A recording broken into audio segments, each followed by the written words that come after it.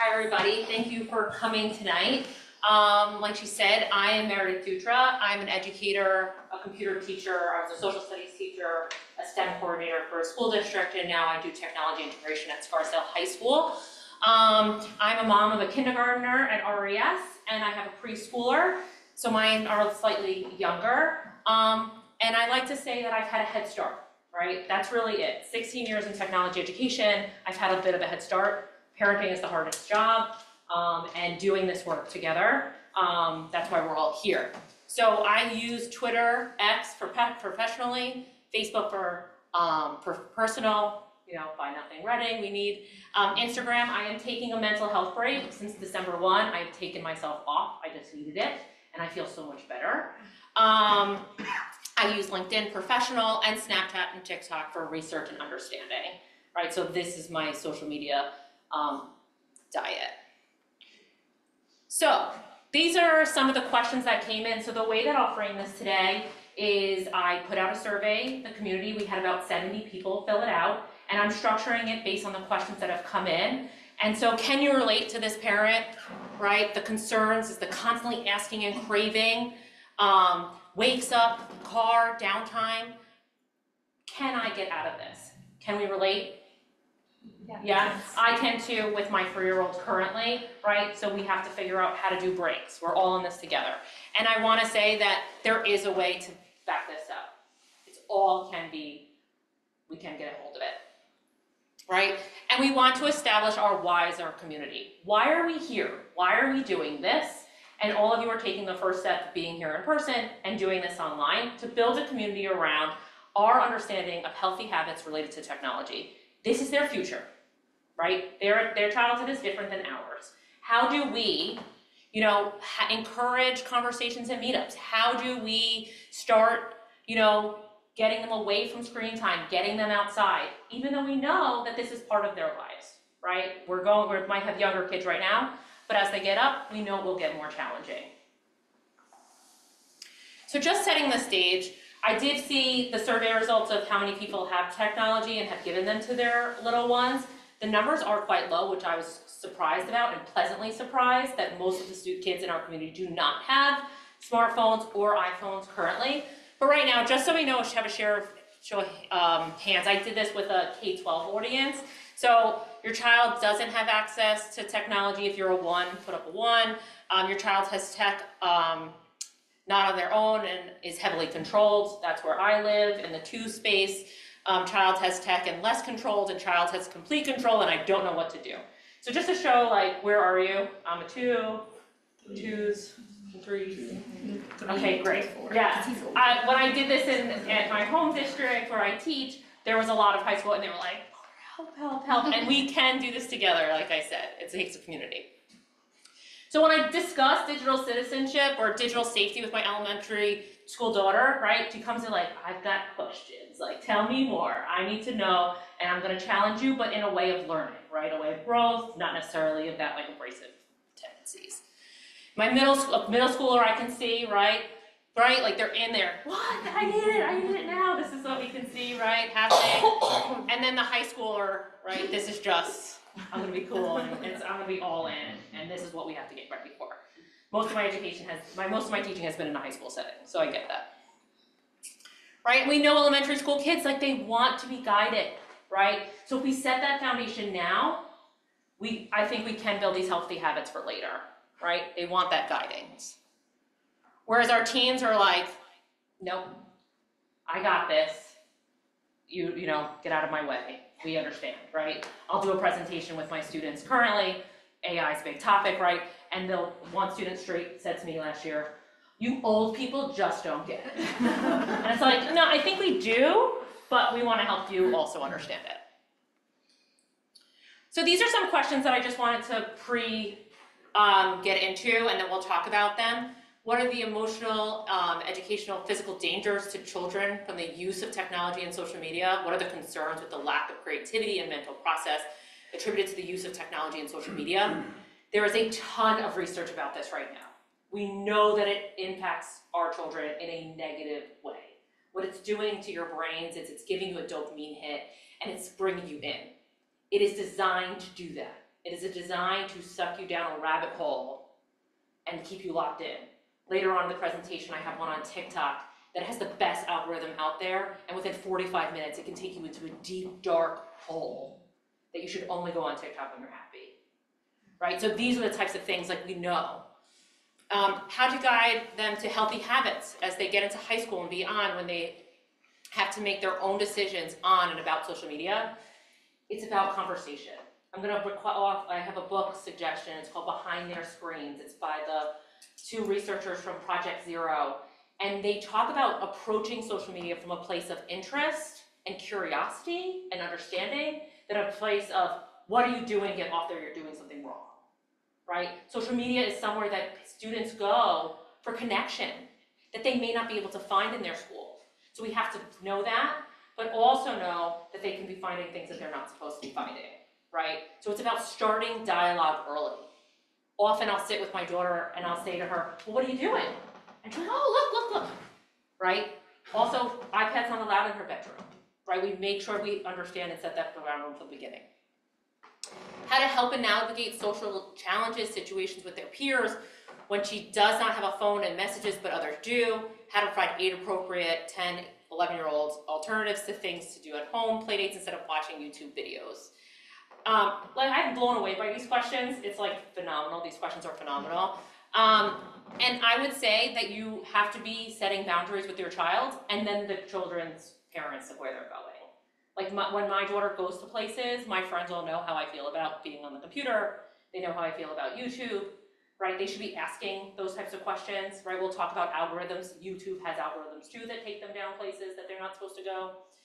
Alternatives could be even like playing video games in a social setting, depending on the video game. That actually is okay, right? Playing some Mario Kart, social, why not, right? You're playing as a group, right? Maybe Fortnite's a little bit different, but if you're playing on a TV that's in the living room that everybody's watching, why not, right? You're watching a show together, things like that could be something.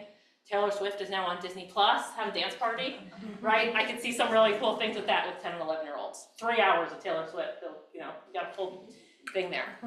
How do you best explain the dangers to middle schoolers so they can understand that I'm just being mean and not letting them have a phone, right? And I think it's starting the foundations early and having the conversations often to explain to them that there are dangers. I say often to my child, I'm doing this things to keep you safe. I'm not trying to ruin your life. And if I'm having that conversation with her at 5, I'm hoping 13 is gonna be a battle.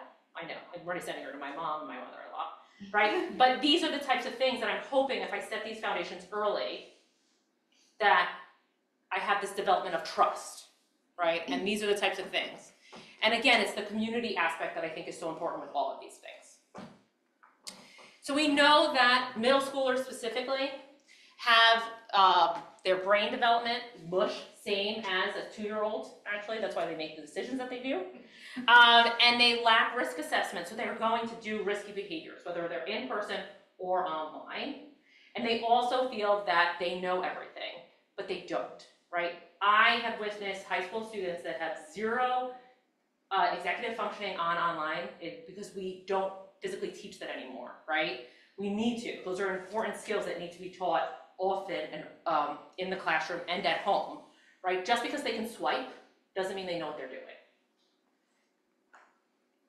We also know that there is research on attention, mental health, and social media. There is a ton of research coming out about this, that it's not good, right? Having a smart watch on your wrist, not good for attention. Constant buzzing, having your phone on your person, not good, right? Phone should either be at home, not during the school day. They cannot focus. Our brains are not meant to do that. Even though we feel like we can, our brains just don't work that way, right? So there's a ton of research about leaving the phones out of the school building, off your person. The number one reason for giving your child technology based on the survey was safety. Is it safety or is it communication? If it's safety, Apple AirTag them, right? They're not buzzing, you'll know where they are, and the school will answer the phone when you need to. If it's communication, then that's a different reason to give them some sort of a device.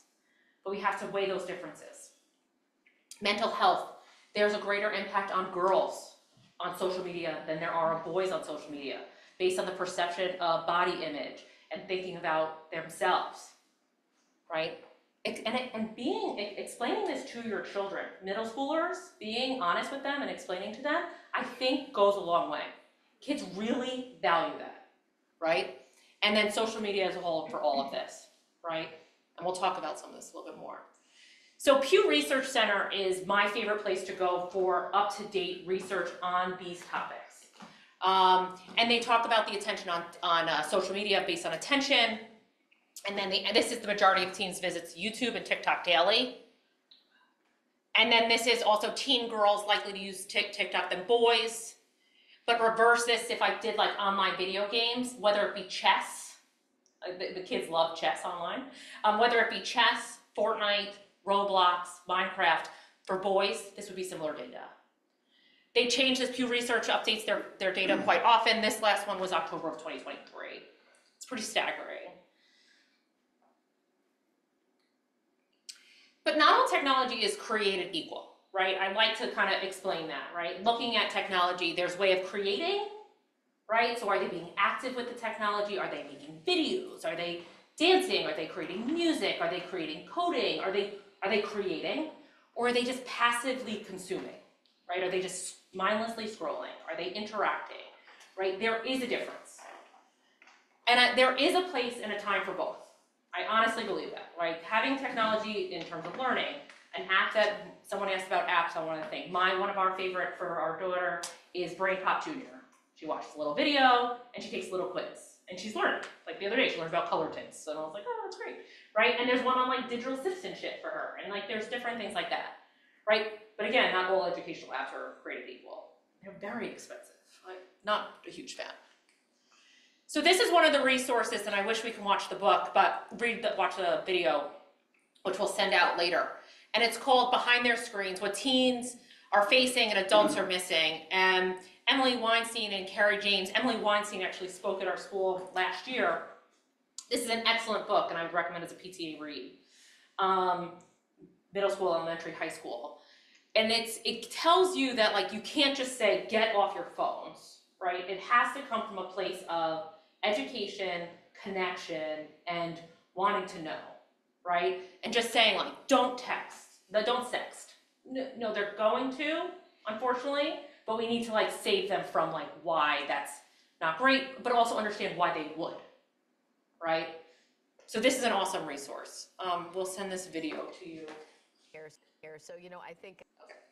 So more questions about, so that's an awesome resource. I hope maybe we could do like a book read on, because it's phenomenal. Some more awesome family questions.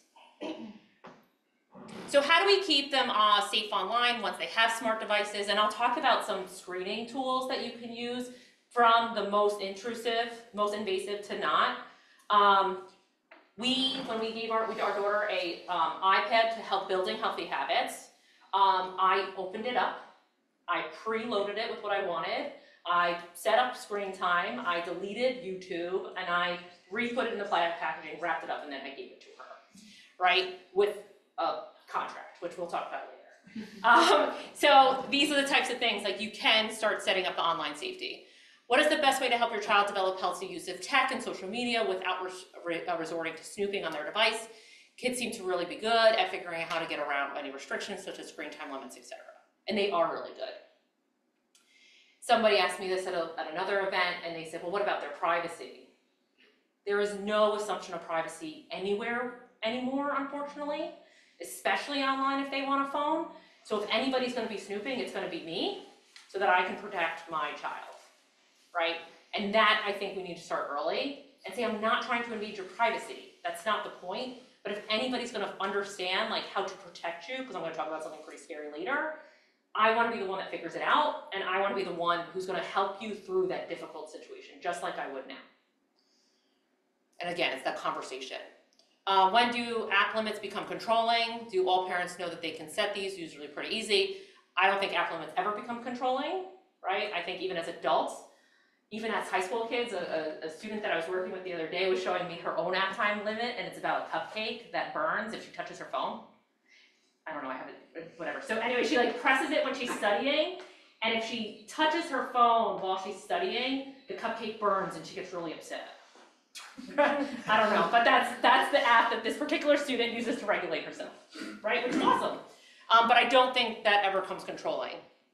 At a first time smartphone user, how can I set my 7th graders boundaries restrictions on social media apps where their friends use these all the time?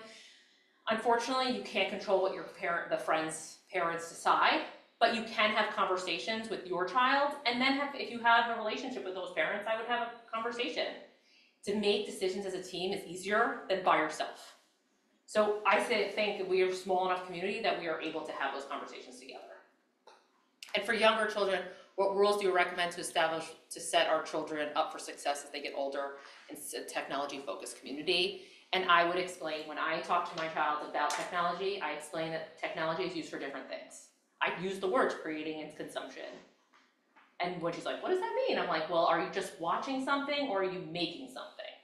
And she's like, oh, or is it, we're learning it to learn, or are we learning it to just watch it for fun?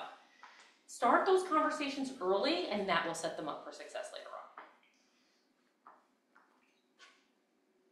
So here's some surveillance, here's some pieces. I'm gonna break this up into a couple of parts, and this is about surveillance and management, and then we're gonna get into some app stuff, and then some scary stuff, and then some parent stuff, all right? I wish I had the videos because it really breaks it up. We'll do the best we can. Okay, so the first one is, I find the least restrictive and the one that we use at home, and it is on an Apple device where you can set up all the parental controls that you like. So I have a profile set up for my daughter and for my son, and when they log in, I can see their screen time, their hours, and what the apps they're allowed to use. And then what's nice is that Apple will help make recommendations based on the age group that you put in, right? And if you set that up as early as possible, they won't see it as a change. They'll just see it as normal, right? And we have realistic expectations of what time we do put on there. During the week, it's 45 minutes. On the weekend, it's like an hour and a half. She's not allowed to use it in her room. She usually asks. Some days she'll be like, I didn't use it at all. And I'm like, great, because you don't need it, right? So there's certain things like that. And you're able to just set it up. And I'll share this out, but this is a video on how to set that up. And I find this not as invasive. So it's going to take you through this little video. See, I have them up there. I can see their screen time, right? I approve what they can buy, their downtime, and I can set limits and categories.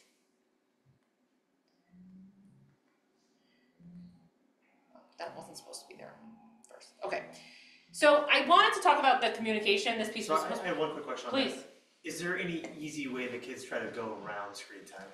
Because we use it now, but I figure at some point they might learn a hack. Well, if you have it set up through yours, if they don't figure out the code, Then, okay, there's no other way. yeah, there's no other way.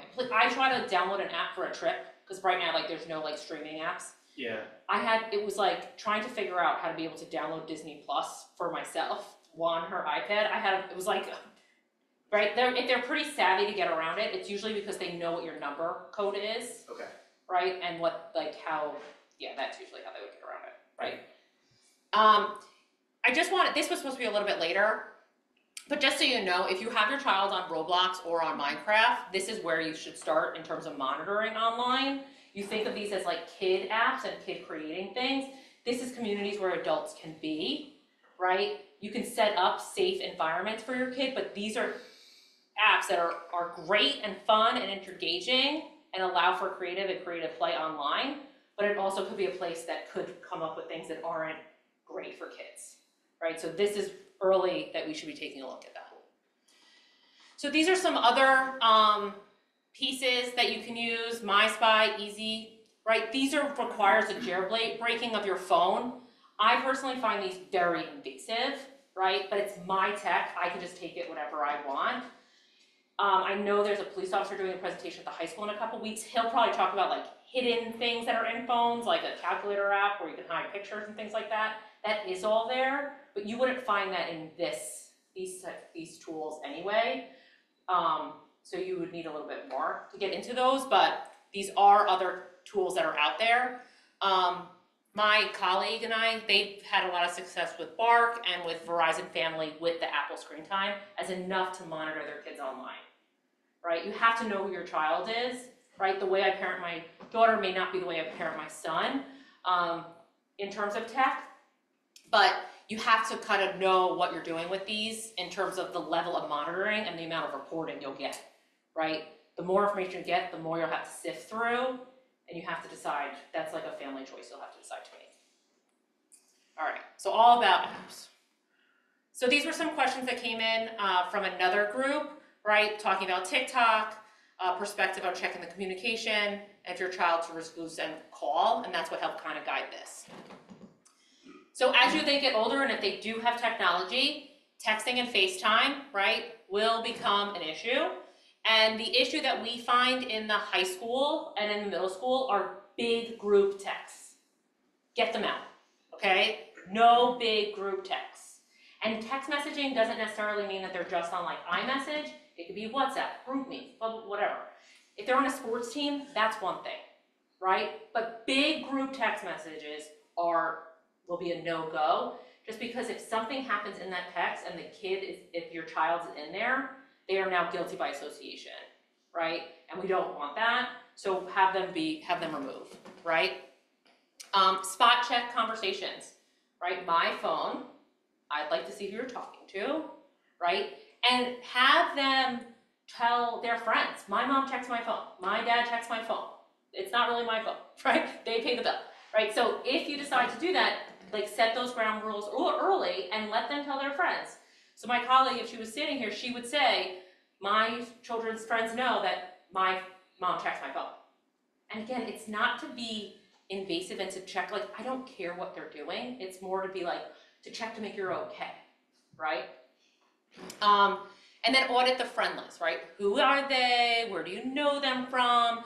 Making sure they know them in person, right? We want, that happens too. Like, we don't want to just find like somebody that's out there, right? Also, chatting can happen not just in iMessage, it can happen on all of the sites. Instagram, Snapchat, all have messaging components. So know that if you are looking, you have to look at them all, right? So that would be check for age appropriateness of the group, right? And know what they're doing in there. TikTok, right? So TikTok was once Musical.ly, and Musical.ly actually was sued for whatever it was doing. And children use TikTok mostly to create, right? It's a creation tool. However, there is a slippery slope within TikTok if they're not creating, right? And so there is a family pairing guide in TikTok if you do allow your child to go on there, right? Be aware of challenges and trends, right? So the vaping started on TikTok. That's now turned into this like Zim thing. It's like this smokeless tobacco that they don't have to spit in their mouths now. That started on TikTok. Kids have died from challenges on TikTok, right? So tell them like no challenges, no trend. Like please stay away from all those, right? Wellness and screen time. Do not go on TikTok if you are not happy. If your child that has a phone and they have these apps, if they are sad or in any sort of distress, the first thing you do is you take their phone. Always take their phone because there's nothing good that can happen, right? Again, audit their friends list, right, on TikTok. Where do they know them from? Check the age appropriateness, and then follow and audit the videos, right? Like what type of content are they putting out there if they are creating, right? Are they wearing a outfit that you wouldn't normally approve of if they wore to school? They probably shouldn't be putting that online, right? Make sure you're checking through that and looking through. The TikTok algorithm is one of the most powerful algorithms out there, and I'll send this, like I said, the Wall Street Journal did this investigative where they created, I think it was like 100 some odd bots, and they had the bots going through the algorithm, and within 45 minutes we're going down the deepest, darkest holes to getting down to suicidal ideations in 45 minutes. It's really scary. Right, so it's picking up feelings, emotions by just bringing you down this hole. And it's really not good for our adolescents and their brains. So we have to make sure that they are not on it when they're not happy, and that they are, I would say, stay off TikTok as long as possible. We reviewed our... YouTube also has algorithms. All right, so be aware of that. So if you just give your child an iPad and you say, oh, we're gonna just put in Peppa Pig Peppa Pig could quickly turn into Peppa Pig regular, to shorts of Peppa Pig, to toys of Peppa Pig, to adults playing with Peppa Pigs, to just adults being Peppa Pig really fast, right? So know what they're watching on there. It happens a little bit slower and gradual than TikTok, but it does happen. So make sure that you are on top of that as well. And YouTube Kids is a good alternative, but it's not perfect either. The endless scrolling on TikTok is what they want to do, right? That's what it's designed for. And Instagram, Snapchat, Facebook have all now had added Reels. The engagement, eyeballs, money, bottom line. So Snapchat is another big one. Snapchat allows users to customize their content, and this is really for connection. That's the idea of Snapchat, is for connection. You also can, Snapchat is a little bit harder to control. The messages do disappear within 12 hours, but you can set it so that they don't disappear for 24 hours, which is good. So if your child comes home and they're on Snapchat and they're upset, you can maybe take a quick look through there to see like what were they doing on there and have it lengthened. Be careful about third-party messaging apps that are linked in Snapchat, YOLO, Send It, LMK. Have an account that follows your child, right? Because it does disappear, and they can put up like messages that everybody sees. Audit the friend list, right? And then follow and list friends and siblings to kind of monitor each other. The messaging part of Snapchat to each other is not great, right? Because it does disappear. However, it's some of the mental pieces, and if you get a chance to listen to Max Stressel, he's amazing. He helped invent this technology, and he talks about Snapchat streaks. And that's the streak of where they message each other over and over and over and over again. And they mostly do this in middle school and high school, to the point where if your child goes away to camp, they might give their phone to a friend to continue a streak with another friend, because they don't want it to ruin their relationship, because this perceived connection piece that, oh, they ended my streak, and they all hate streaks. Ask them about streak and they hate them, okay? And so they have to go back and forth with messagings to create a streak, and if someone doesn't answer, it could be seen as a slight. She's mad at me, he's mad at me, he doesn't like me anymore, right? And so they continue this streak, and it is quite anxious, yeah. How do you handle like ghost accounts? Well, they'll have one Snapchat account that they know you're following, but they might have other parallel accounts that... I would take the phone away. Okay. Yeah. Is it easy to know that, for example, on a lot of the apps that you're talking about, if there are duplicate accounts? It's not hard to duplicate accounts, they can. They don't have them like they used to. Because we were talking about this in I do middle literacy, and we were talking about like Finsta accounts, and they're like, no, we kind of just do it, but we do sidebars, so it makes it more difficult to find. But if you're able to like dig in, you'll find it. Yeah. We also have a virtual question. Sure. Did you answer this one already? Can teens find ways to get around when parents delete their apps or change passwords? I think that you would. Yes, they can find ways to do that, but again, I go back to like my technology, my phone, and I would just be like, that's not how we're... Right. And then the follow-up is, what operating system is better for parental control, iPhone or Google? They're different, yeah. iPhone's easier to use than Android. I find that Android might have more ways to get around it. So the other part of Snapchat that they do is called Snap Maps, and it's a geolocation system based in Snap. And this should be turned off, but the kids love it. But the dangers of this is so-and-so is at home, 5 other friends go to the mall, so-and-so sees that 5 friends are together on Snapchat, so-and-so gets really upset. First thing, take their phone away and go do something else with them, take them to the movies, whatever. But that is like, think of a 13-year-old being like iced out via phone and find out on Monday. This is like real-time tracking of people. One, it's super dangerous. We shouldn't allow people to be like geo-tracking where we are. And 2, they are checking each other's Snap Maps constantly to see where friends are. And it is a way of like microaggression to ice someone out. And it's really cruel and mean, but this is what's going to be happening.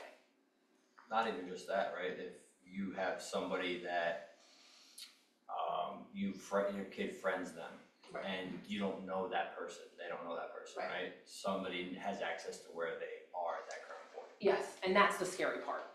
Yeah, thank you. Yes? You skipped over TikTok a little bit back.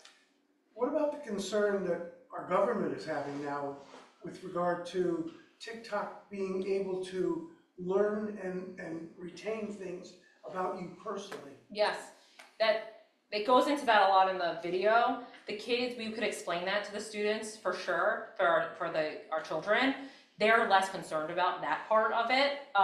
We as parents should be, because also there's evidence that BitDance, who owns the company who owns it, pushes out content to our adolescents that are less educational than what they actually push out to their own children in China and in other countries. Right, they push out mostly educational content there, whereas we get like silly dance crazes, right? And that they are tracking all of that information. Yeah, make a good point, thank you. Discord is our last app that I want to talk about. I guess this one didn't get updated, but it was a 4. And Discord, and this is used for communication. Usually when I say Discord to people, they're like, oh, the gaming tool. And I'm like, yes, not anymore. That's how it originally started, but it's one of the most vast free resources for connection, and there are ways of breaking it down, and Discord's really smart. So when Beatrix brought this to me to make sure we covered it, I did some digging. Discord has made resources for PTAs to use, and I was like, they get it, right? But they also know they just want people in it. So there are different types of spaces in Discord. There's public spaces versus private spaces, and they live on what's called a server, and it's usually for them to talk about areas that they are interested in, and it's usually with people from all over the world that are connecting based on these topics. And it's not intended for users under 13. None of these apps are actually meant for adolescents at all, but again, kids get on it, they think that they know, right? But it's our job to kind of get them away from it. There is an Explore and Utilize Family Center. I have it linked in here. And it does get into how to control what they're doing online to allow you to set parameters, guidelines, and guardrails for your child on Discord. And understanding the limitations of these, right? They're not foolproof. Our children will kind of get around with what they'd like. But knowing that how to handle strangers online. We spend a lot of time talking about strangers and people in person. We spend very little time talking about how to interact with strangers online. We have to do that more, right? Talk about like how you interact with a person at a park. Like we don't talk to strange people at parks. Then why do we think it's okay to talk to strange people online, right? So those types of things, and that's where I think this conversation happens, right? This is where, and then same thing with Roblox, Minecraft, where you have that Fortnite, right? Where you have those large groups of people, right? And having these conversations. And I'm not even getting into like the edgy, it's horrible to even call it edgy humor, things like that happen on these sites, like highly racist, highly indoctrinating type of ideas and ideologies that get pushed through these through these apps, to kind of like take really those irrational, mushy minds and kind of inundate them with ideas. We do need to get them out from behind these computers and screens, because this is a more isolated generation. They are there's research coming out that they're having difficulty reading because they are behind on a computer more often. They're having more difficulty making eye contact and communication because of the interactions, right? And I'm all for survival mode, right? I fed my son Pringles yesterday for breakfast while he watched Paw Patrol to get ready. Like, I am not naive to that that we have to get into survival mode, but there is a place and a time for us to be like, okay, this might be a little bit harder for me today, but I'm just gonna not do that. But then there are the Pringle and YouTube, like, here you go, right? So like, I'm not naive to that. I just want you to know, like, we do watch a lot of TV in our house. Yes. Sorry, a lot of questions. Yeah, please. You talk, obviously, it's critically important about knowing how to deal with strangers in these different spaces Right. you're talking about. Just in your own experience of talking with high schoolers, is it pretty common on Roblox or Minecraft or these other platforms where there's adult-stranger interactions to the kids where you hear these stories? I have no sense of Yeah, proportionality of how common it is. totally. So it's not that it's not like it depends on what we're thinking about, like what is the stranger interaction, right? Like, so is it a stranger who's trying to like take advantage of a child? Maybe. Yeah.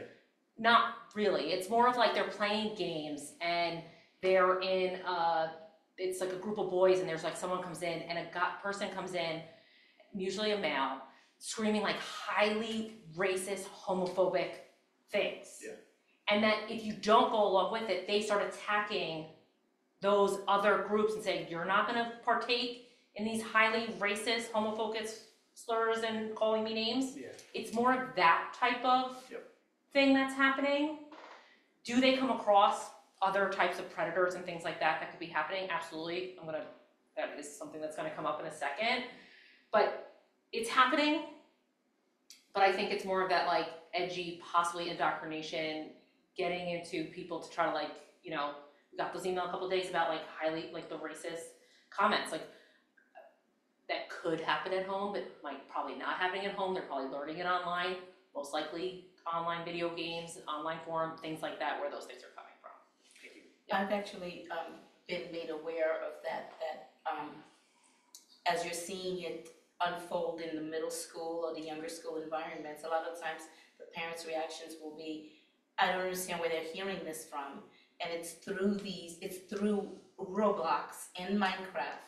And it's sort of like a way of indoctrinating them in a way and getting them to be very comfortable using the language and understanding that it is a weapon, and then they're encouraged to then go use it out in the community, especially at school. So exactly. Where there are some things that are happening, and these are happening, and this is a video, it's the growing threat of what's called sextortion. And this is a bit scary, but sextortion, this is a video on it. Sextortion is usually what happened, this is how to handle it. But what sextortion is a teenage boy, most likely an athlete, popular, gets a unsolicited picture of a girl. And the person says, send me, one back. And they do. And then they are inundated with, your life is over. I'm gonna show this to everybody. Send me money. You want to go to college, you're never going again. All of these things, and it's coming from chains, usually outside of the country, Argentina, Nigeria, Russia, all over, and they're asking for money, gift cards. I'm gonna tell your parents, all of these things. Your life is ruined. If you're an adolescent boy or an adolescent girl, you really think your life is over. And you have to take a minute, these are some suggestions. Take a minute, breathe, realize like you have set the foundations early that your child's gonna say, this happened, this person, like I did this stupid thing, now help me. You take the phone immediately. They're in not a punitive way, right? It's the way I used to think, like when I was growing up, my mom was like, you can't drink, or your friend can't, right? The same type of conversation, right? This is a big problem. You're not gonna be able to do this on your own. I'm going to help you. I'm taking your phone to give you a break. Let your friends know I'm taking your phone for a little while. Make up a story you want. We're gonna figure this out. You keep an eye on the social media, and you have to report it to this government agency. You can report it to the local PD. They may or may not be able to do anything, but they are at a national level tracking this. That's happening more often, and it is targeting our high school students. We have reports in Westchester County that this is happening, so I can only imagine it's happening here in Fairfield County. Yeah. I'm sorry, can you just clarify, so with that, they're receiving, and I'm asking because I get like phishing messages that says, hey, this is, like it could be any name, like a guy or a girl that says, do you remember me from this party? And like I have to think, where is this coming from? But in that case, it's an actual picture that's coming? Yes, on Snapchat. Okay. Yeah, so usually it's a Snapchat message. That's an unsolicited photo that someone is not private, or they've accepted a request from a pretty girl or a nice looking guy online that they think is gonna whatever, and then they reciprocate with another text, another picture, and then they're inundated. We've had a couple, like I said, in Westchester County a few times. I'm assuming it would be happening here as well. It's just a matter of just being prepared and knowing that what we're doing sets them up, you know, to support them. We felt that it was important enough to share, that I thought, I don't wanna scare anybody, but this, and then this is what, like, what to do when the worst happens, and this is, how to send it to internet cyber crimes. That can also come from their friends too, right? Even if it, like, they think it's their friend, That's right. it looks like it's their friend, right? It Spoofing. comes from, right, it'll come from something that says Jane Doe, right? Right. Your friend is Jane Doe, but somebody hacked hers and then is kicking out messages to their friends. That's right, so spoofing, and then also with AI becoming so, you know, powerful, whether for good or bad, no opinion there.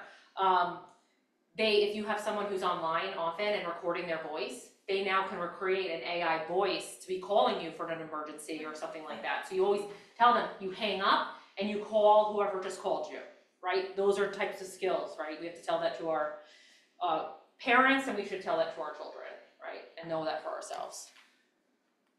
So, did I scare you yet? Did I scare you away? Because I'm hoping I didn't, because I really find that you've done you're here, right? We are in this together as a community. When I emailed Tara back in September and I was like, I really want to try this, give me a shot. Thank you for that. And I hope that, like, that's the point of this, right? So that I don't have to say no to my child on my own. So these are last two questions that I felt like were really important that didn't fit. And I'm going to start with the second one. How concerned should we be about child accessing pornography sites? Unfortunately, very. Because the pornography that's out there that's free is quite disturbing, especially for understanding how a sexual relationship is supposed to happen. And so that you need to talk to your child before that happens, if they on the bus or things like that. Like I've said to my child who takes the bus, if you see something online on the bus, you need to tell us so that we can get ahead of it, right? The relationships of pornography that is mostly free pornography is quite violent, and it's setting up a relationship between a boy and a girl in a sexual relationship that shows a power dynamic that is not what our children should be learning about for sex. Right? And so that's the pornography they're finding, and that's out there, and that's easily accessible, and that is now determining from our boys of what a sex should be like, and for girls. And that we need to have that conversation. That book, Behind Their Screen, does talk about that, and there are a lot of workshops about pornography and the internet that are really quite scary and alarming, but very important. One question. Yes. Kind of, we talked about apps a lot, about how obviously a lot of social media is not built for kids under, let's say, the age of 13 or 14. Right. How do you think about when access should be provided to kids for a search engine? For example, I know you can put protections on of like no adult media and such, but when would you give them access to Google to get them familiar with how to handle that? It's a great question. It's one that I haven't thought about, to be honest. I think that's a great question and one to think about, but I think it's understanding, because I'd be curious to know